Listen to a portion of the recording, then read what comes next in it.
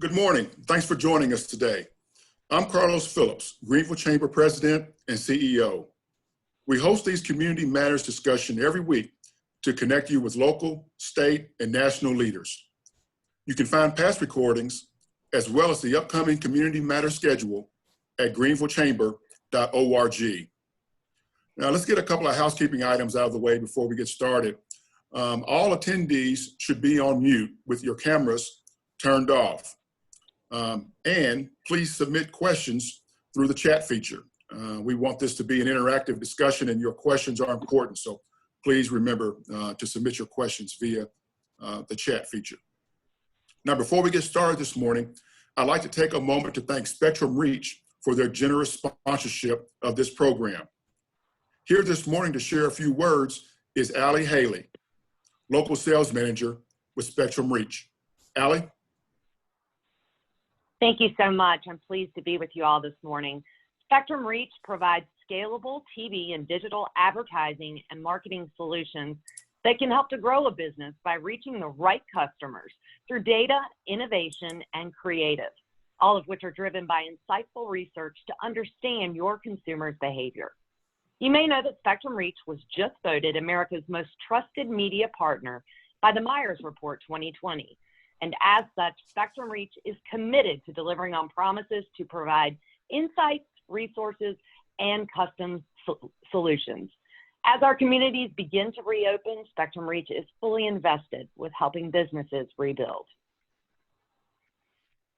Thanks, Allie. We appreciate Spectrum Reach and your support of the Community Matters program. We'll place a link where all attendees can learn more in the chat. Now today, I'm excited for an arts and culture update from two of our local experts.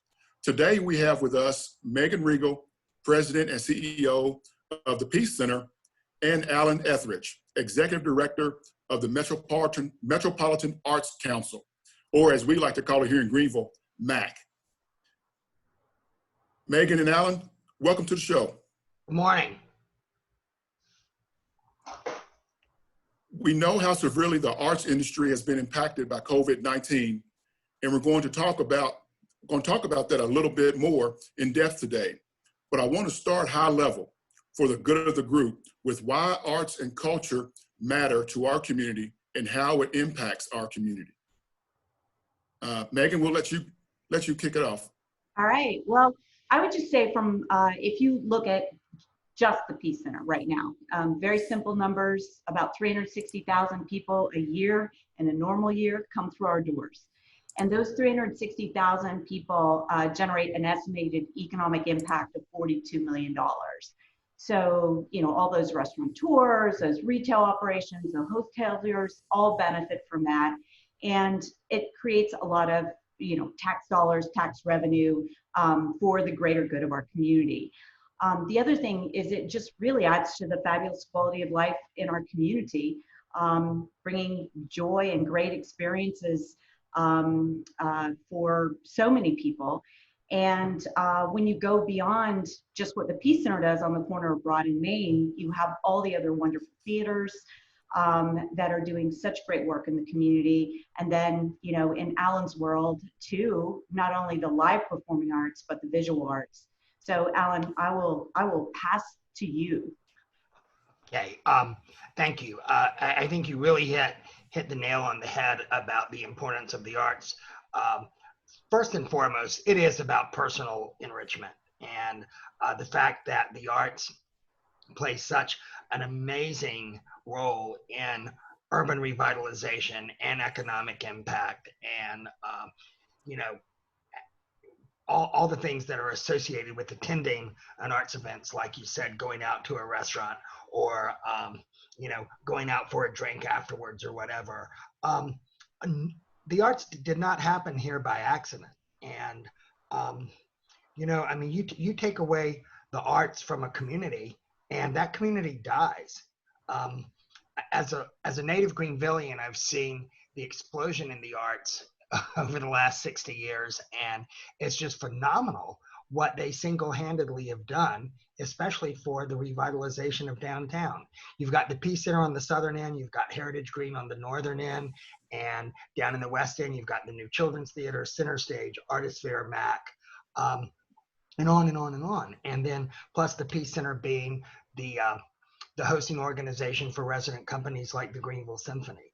And so the arts in Greenville County alone have an overall estimated impact of about 200 million. And that includes jobs and, arts retail, art supplies, impact of individual artists. And that number is probably a little low because it was done in a study by the South Carolina Arts Commission several years ago.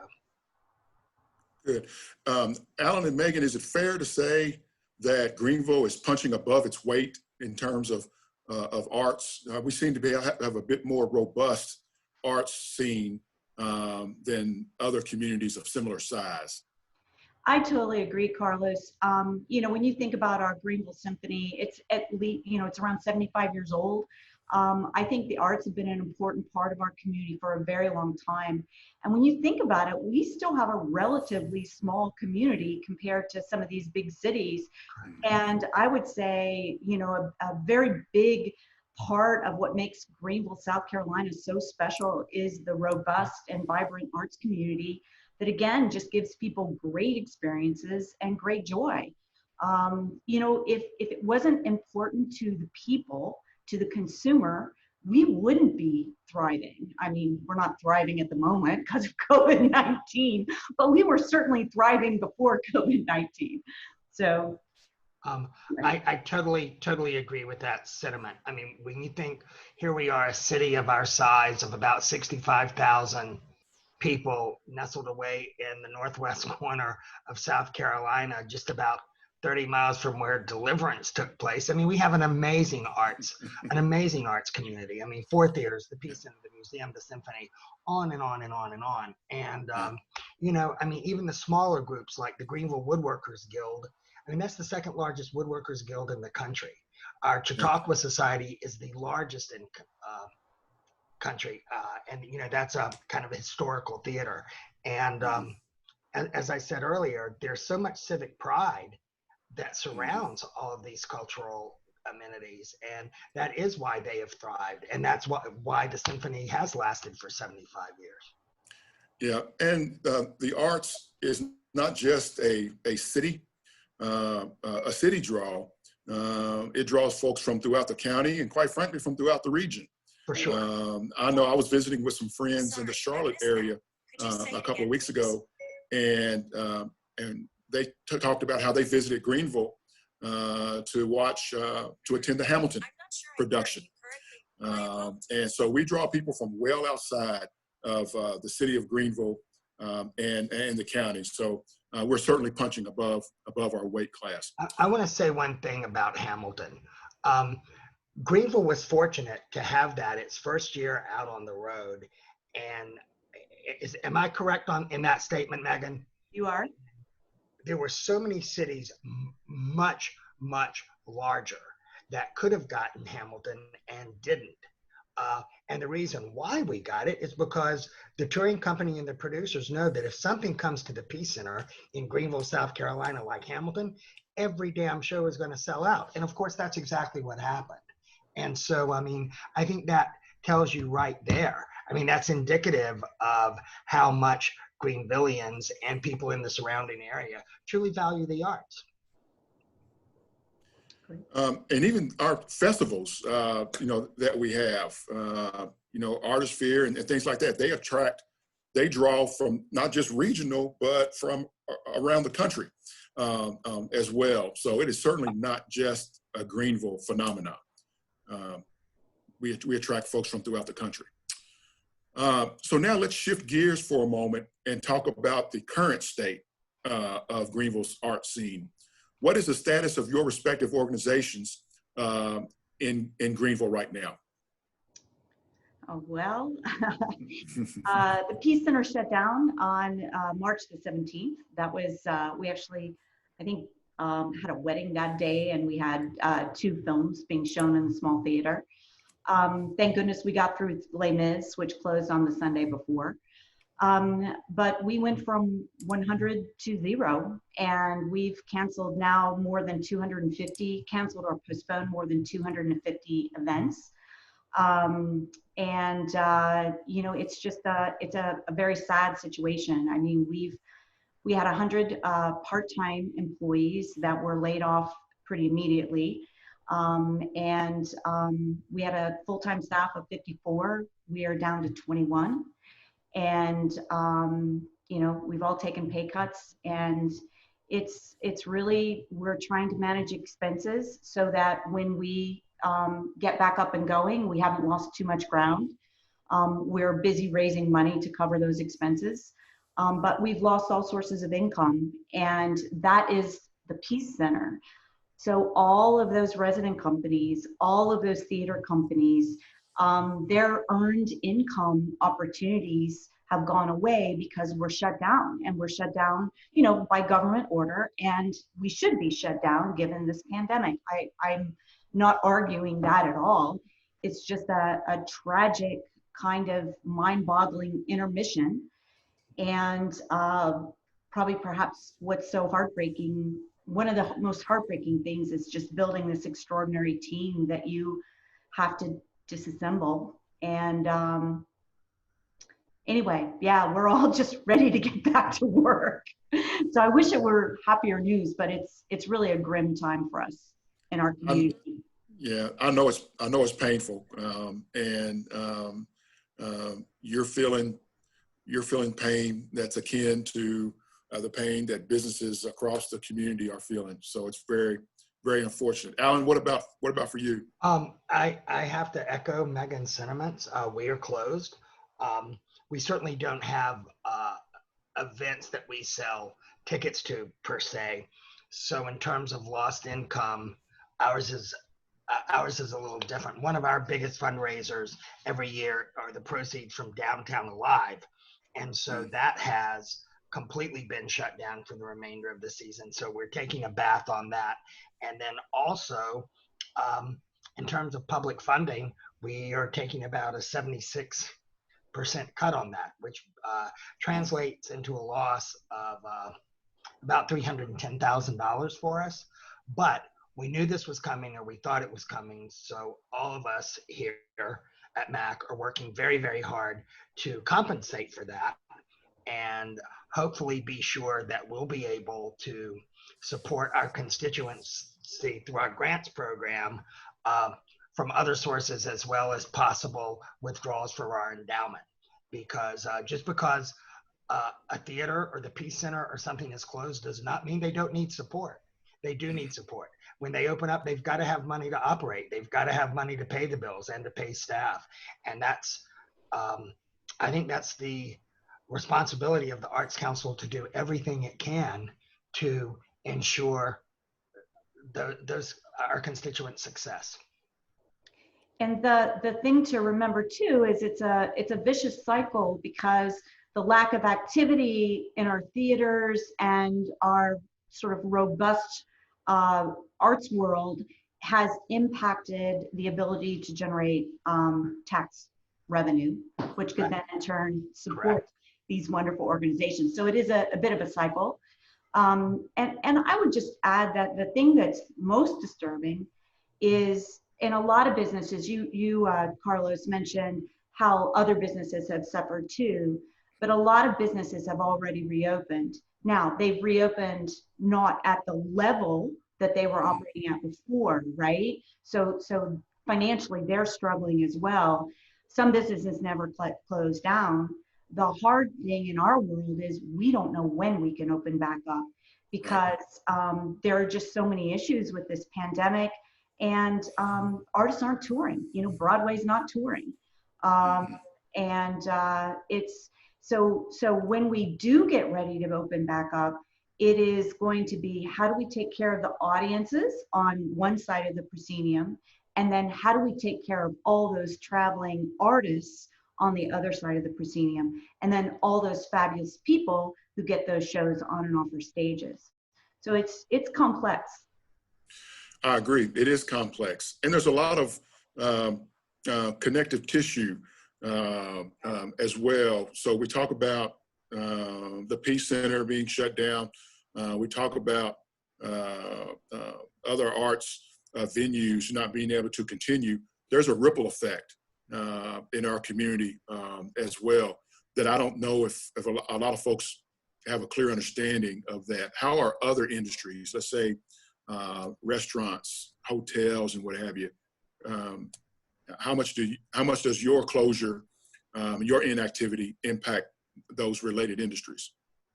Well, I would say if there are 360,000 people who come through the Peace Center a year, that there are probably 360,000 meals that aren't going to be eaten in restaurants, because almost everybody goes to the restaurant before or after the show. And that's a bit of an exaggeration, but it does give you a sense. That is a critical partnership in terms of, pun intended, feeding the community. So, Alan, did you have anything else to add to that? I echo that. I mean, prior to this pandemic, any show I ever went to or any opening, of course, yeah, absolutely. With X, Y, and Z, let's go out for dinner or a glass of wine. That's just not happening. And then when you think of the hoteliers, not only to your point earlier, Carlos, about people coming from all over the region to come see shows, and they often spend a night or a weekend in Greenville, or a couple of nights in Greenville, you also have all those artists that tour that all spend hotel dollars. Like when a Broadway cast comes to town, that can be 75 to 100 people for sometimes 1 week, 2 weeks, 3 weeks, 4 weeks, depending on the length of the run. That's puts a hurt on the hoteliers. It does. There's no doubt. There's been a significant impact, and there continues to be a significant impact on our community. So what can area residents, what can we do to help MAC and to help the Peace Center through this challenging time? Alan, you take this one first. I will. Stay loyal, for sure. I mean, I think it's very important that just because we're closed down doesn't mean we're not going to be coming back, because we will be coming back. All of us are going to be coming back, hopefully. And again, your financial support has never been more vital.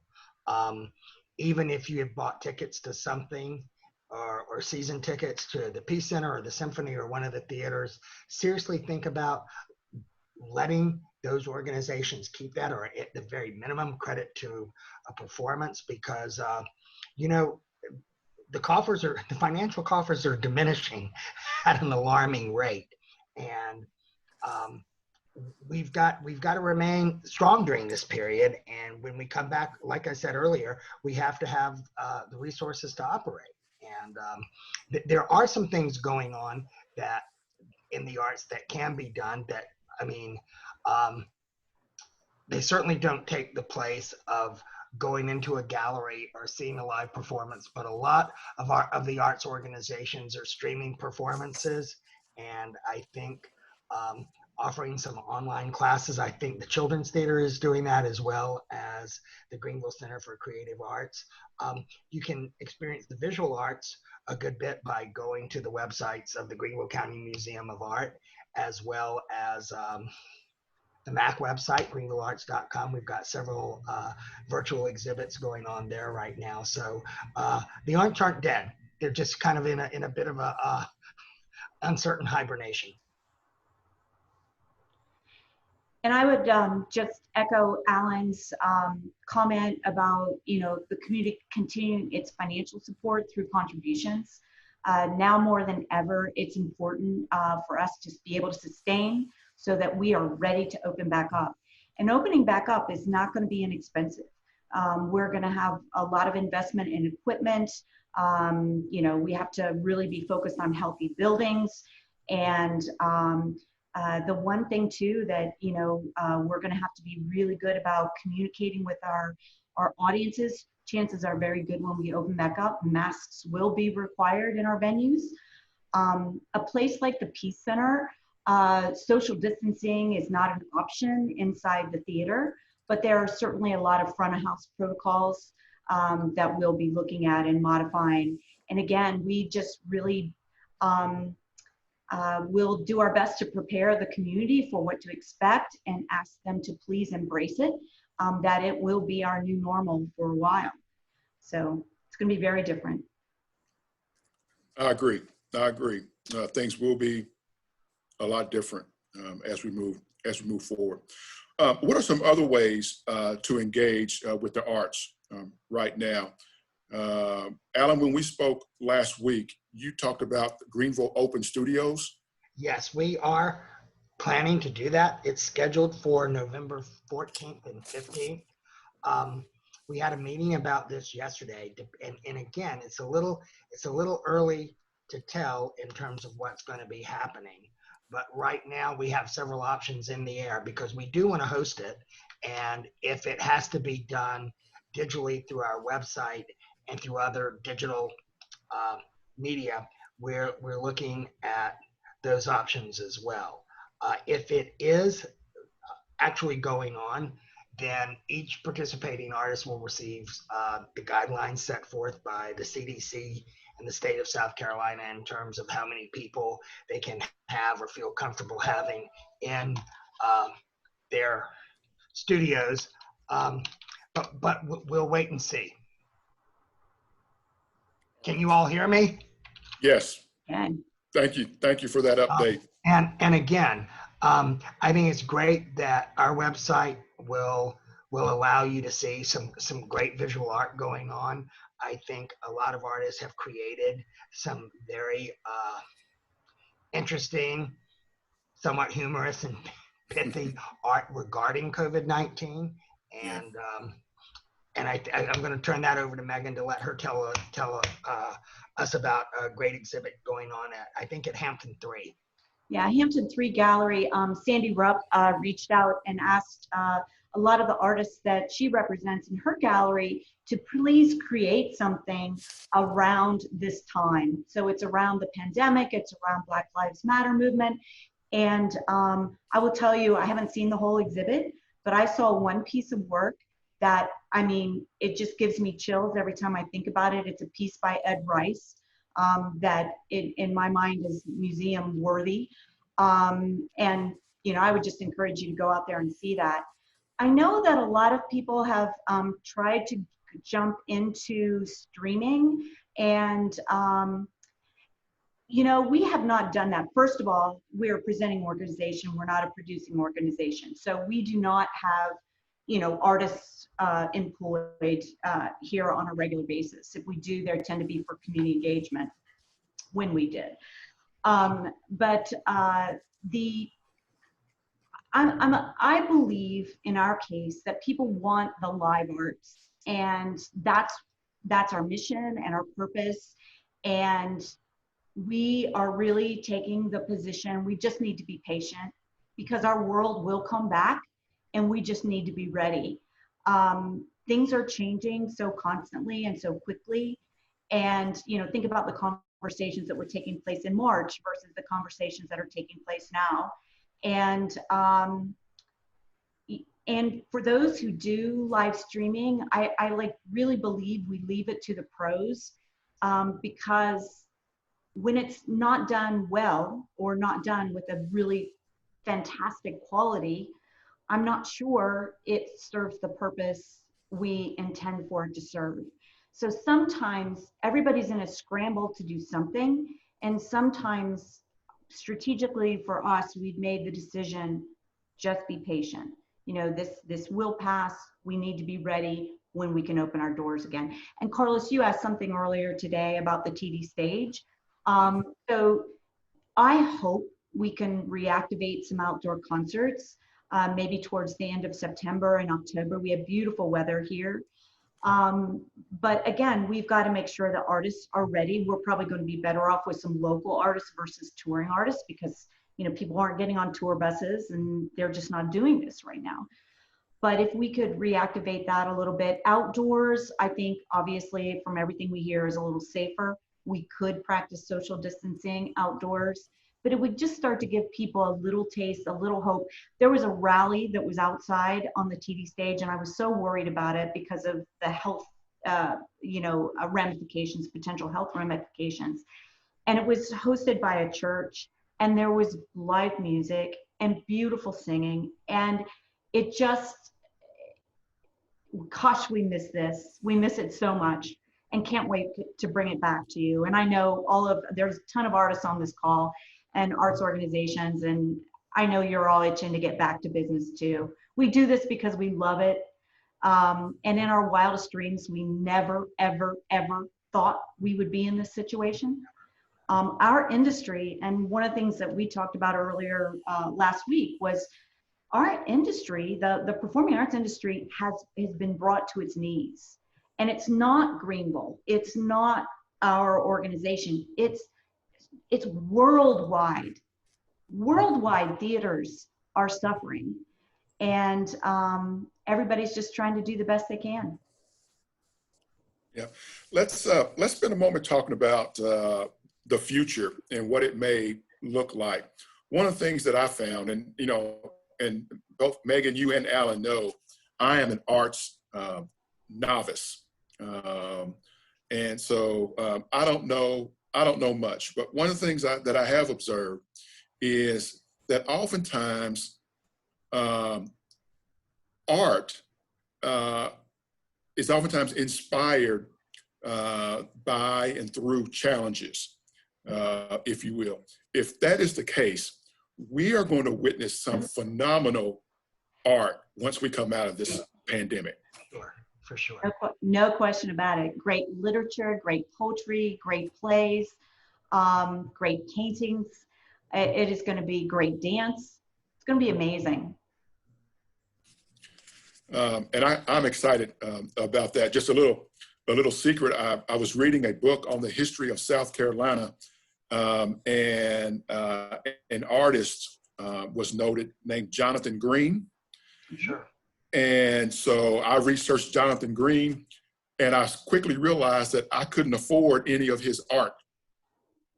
But some of his art they've placed in jigsaw puzzle platform. Mm-hmm. So I've ordered a couple of his pieces via jigsaw puzzle, and LaTanya and I are putting together our first 1,000-piece jigsaw puzzle from one of his art pieces. That's great. But it's inspired me. I can't wait for the art scene to return, because now I want to check out some of Jonathan Green's work in person. I want to travel down to Charleston, or if we have some, here, I want to see it for myself. And it's built a bit of excitement for LaTanya and I. So we can't wait for the other side. Yeah. All right. I'm assuming that just as I am anticipating a return of the arts, and I can't wait to get to view and experience some things. I'm sure the rest of our community is like that too. Do you sense that there's a pent-up demand throughout the community for a return of the arts? Oh, of course. Of course. I mean, I think this has been very challenging, not only for the arts groups, but for the arts patrons. I mean, everybody misses that Broadway series. People are going to miss, Artisphere this year. People miss First Fridays. People miss, outside performances and Downtown Alive, and going to the symphony, into the theaters, into the Greenville Chorale, and on and on and on and on. Absolutely, it's missed, but from both the organizational and the individual standpoint. Carlos, for us, one of the great indicators about people wanting to come back to the theater is we launched our subscription campaign during COVID-19, during the shutdown, right? And we have had over 7,800 subscriptions that have been sold. So we know there are at least 7,800 people out there who want to come back. Good. I think we're all anxious for that. So a tradition that we've had in our brief history of the Community Matters platform is that we don't like to we don't like to close without offering some words of hope, if you will. And oftentimes those little pearls are hard to find as we experience the things that we're experiencing right now. But I do personally believe that, as you said earlier, Megan, this too shall pass. Joy will come in the morning light, but we're just going to have to figure out how to get through this. If you had some words of hope to share with the folks who are participating on today's Community Matters, or they may view this episode at their leisure a little later, what would you tell them? What would you share with them? Alan, do you want to go first? You want me to? Sure. Be patient. Stay with us. Stay with us. Check in with us. Remember that we're all in our way, in what capacity we have to do so, working as hard as we can to be sure that we are going to have the resources to reopen when we're allowed to do so. I think one of the good things that has come out of this, if such a thing can be said, is that I know it forced us at MAC to look at expenses during normal times, such as 2019 and beyond and prior, and see what we can view as non-essential. So therefore, having more resources on the income side to operate and to open as with as much glory as we possibly can. We will be back. Please hang in there with us. If you have any questions or any suggestions, whatever, call or email us at MAC, and I'm sure I could say the same thing for Megan about what's going on, and because we are coming back. That's inevitable, and that's not a question. Totally agree with that, and we can't wait. I would say hug an artist, give some love to there are some of the best employees out in the community right now, because I know we've laid them off. We took forever building that team and we had to disassemble it. Hire a Peace Center person that's been laid off.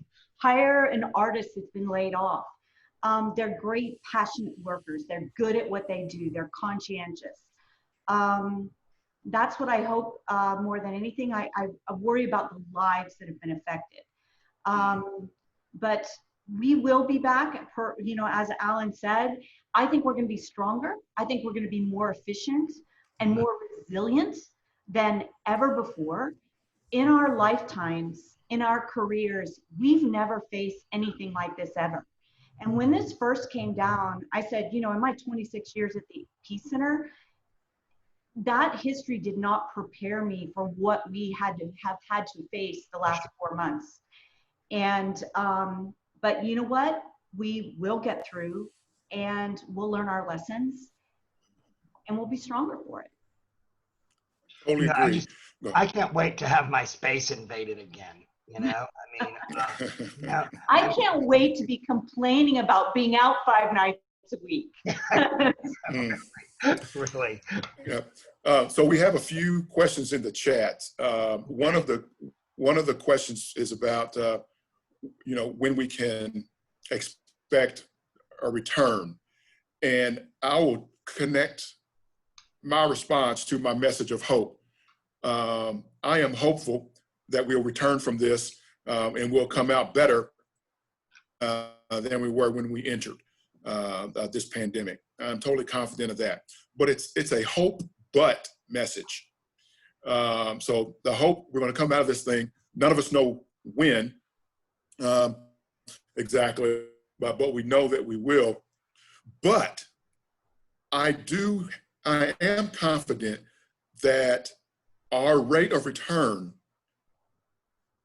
is connected to the work that we can do, the responsibility that we can take as individuals to promote that. So for example, it is, in some circles, it is not politically correct to advocate wearing face coverings. However, the more that we can wear face coverings, and sanitize appropriately and social distance appropriately, the healthier our community is going to be, and the faster we can return. So, you know, Megan, Alan, filling those seats at the Peace Center, taking advantage of some of the arts venues and activities, it is almost 100% contingent on folks in our community taking responsibility for their own behaviors. Is that, would you out on that limb with me? Totally agree. I mean, I saw a little video clip. I'm trying to remember the guy's name, but it's the artist, one of the creators of Schitt's Creek, if you've ever seen that series. But he took the position, and I love this so much, is what a great way to show love, right? What a great way to show love of your community, of your neighbors, of your friends, by wearing a mask. Because it's about keeping everybody safe. And so I think sometimes we need to change the script, and we think of, it's not something that's being taken away. You know, your rights aren't being taken away. You're being asked to show love to your fellow man when you're being asked to wear a mask. I don't like it either. I do not like wearing a mask. I don't know anybody who does. But you know what? When you change the script a little bit and look at it differently, look at it through a different lens, you go, yeah, you know, this is a worldwide pandemic, and we all need to play our part. So that's Great. what I would say. Yeah, my the chamber staff, they hate it when I say this in public, but I'm gonna, at the risk of upsetting them again, I'm gonna say, masks suck. And I'm channeling my inner Alan. I'm channeling my inner Alan Ethridge there. But the face coverings, they suck. I do not like them. It's like green eggs and ham. No, I do not like. If you were really challenging your Alan Ethridge, there'd be a couple of expletives in between mask and suck. So Right. I do appreciate the spy on it. I do. Hey, Alan, I'm a work in progress, Alan, so bear with me. But no one likes wearing those, but it's one of those things that if we want to come out of this thing, we want to expedite our return from it. It's something we're going to have to do. So this is an aside, and forgive me, but my biggest challenge with masks is being in the grocery store and trying to open the little plastic bag to put your produce in, because you kind of need to go like this to get lick your fingers yet. I haven't figured it out yet. So I think maybe we need little rubber fingertips or something that we can go into the grocery store with so we can open those bags. That's my biggest challenge. So. Good. Well, and I hate that I can't see people's smiles either. You know, when they're wearing a mask. I mean, it's amazing how what moves people and drives people, and smiles motivate me, and I miss seeing those. But I'll figure out a way to work through those in the short term, so that long term we can see those smiles again. Before we close down, I want to bring Allie with Spectrum Reach back. I think she has a question. I do, kind of piggybacking on Carlos, your hope message there. I always like leaving these webinars feeling a little bit more hopeful than when I arrived, and I appreciate that is the way it goes. But I guess I would like to know, what are some of the things we have to look forward to once this pandemic is over, and kind of what the future looks like? Alan?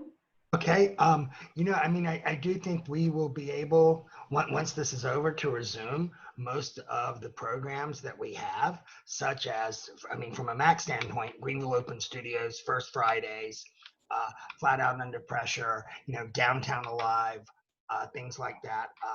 It's even challenging us right now to have a grants panel because of social distancing and bringing people in to defend their grants. We're working on the logistics of that. So I do think it's going to depend on what the arts organizations are planning in terms of their individual programming. I'm sure that Megan has already planned a wonderful 21-22 Broadway series coming up. And, when it comes back, I guarantee you, because we've been without it for so long, I think attendance is going to be fantastic. And I would encourage you, the minute that it does open and the season is announced, to buy tickets. And I know one of the things that we'll be experiencing in our community is a new South Carolina Children's Theater. God bless them. They built this beautiful, beautiful new venue, and they have not been able to celebrate the way they had hoped.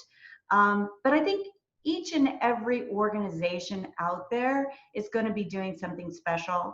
And Carlos, you and I talked a few weeks ago now about Black Lives Matter, and my frustration with, if we were open, we could do all kinds of things on our stages, which could unite a community around this issue, not divide a community around the issue, unite it through the performing arts, through the spoken word. And, this is a movement. It's not going to go away. Hopefully the pandemic will be over and the movement will continue to be sustained in a very positive way with positive outcomes. And, so I think a lot of us as people who are in the arts world have an opportunity to support that movement through our programming when we can open our doors again. Good. Totally agree. I totally agree. Alan, there's a comment in the chat that says, I'd love to see masks with our local artist designs, and purchase of those masks goes to support the artists.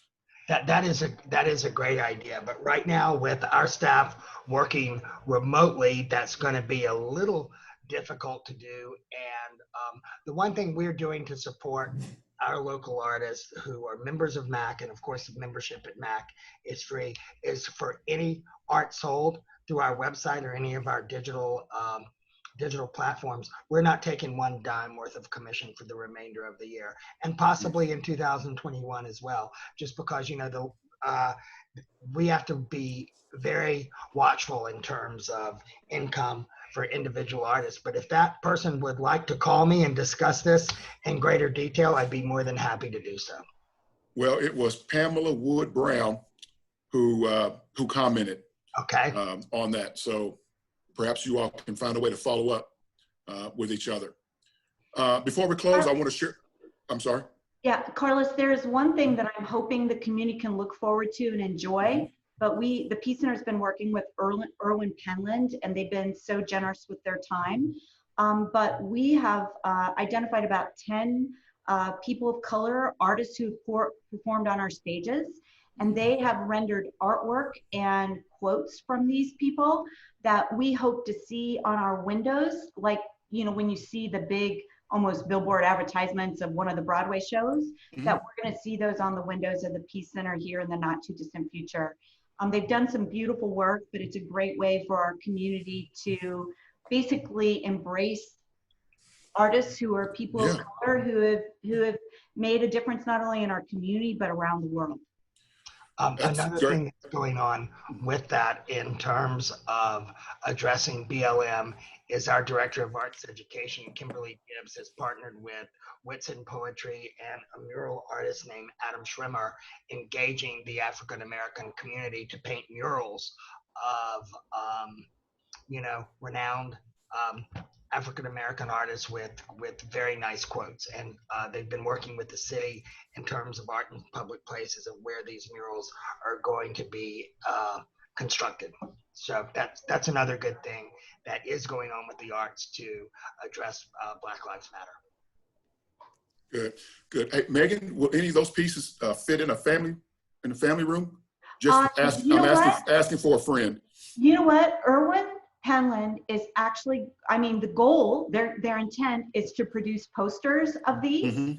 So the answer is yes. And those posters, the sale of those posters sale of those posters would go to support the Black Lives Matter movement. So, yeah, and the artwork that we saw last week, Angela Lake and I saw last week, were beautiful. It was beautiful. Good. Well, thank you. That question wasn't for me personally. I was asking for a good friend of mine. Understood. I do want to say, good. Hey, before we, in looking at the bubbles that come up from chat, all the words of appreciation and thanks, I want to say how much, and I'm going to speak for Megan on this as well, how much we appreciate it. I think Megan and I are absolutely committed to our organizations and to the arts community and to the community at large to be sure that the arts are always going to have a great place at the table. Yeah, well, I tell you what, you beat me to the punch, Alan, because I was going to read one of those comments, and it's from a friend of all of ours, Julie Brown, who said that we are so fortunate to have both Alan and Megan in our community. Thank you both for all that you continue to do. Oh, that's really nice. I appreciate that. That's great to hear. And those types of comments are shared by others in the chat as well. So I too. We love it. We do it because we love it and we believe in it. Absolutely. Well, we can tell in our community, we're the lucky beneficiaries for your passion. So thank you for that. Absolutely. We are going to wrap up today's program. But before we do, we want to thank our sponsor again, Spectrum Reach. And don't forget, you can learn more at the link in the chat. Megan and Alan, thank you so much for joining us for today's program. I want to thank our attendees who joined us today as well. A recording will be shared on the Greenville Chamber's website and sent to attendees along with a survey. And we want to ask you to please complete the survey. It's very important that we get your feedback because it does inform our decisions in our programming going forward. Before we part, I want to use this platform to quickly share an important reminder. We're still battling COVID-19, so please don't forget to do your part. Wear your mask, wash your hands, and social distance. Better community health will lead to a more robust economic recovery. Let's all do our part to care for our neighbors. And with that, thanks again for joining us today. Hope everyone has a great day. Thank you. Thank you.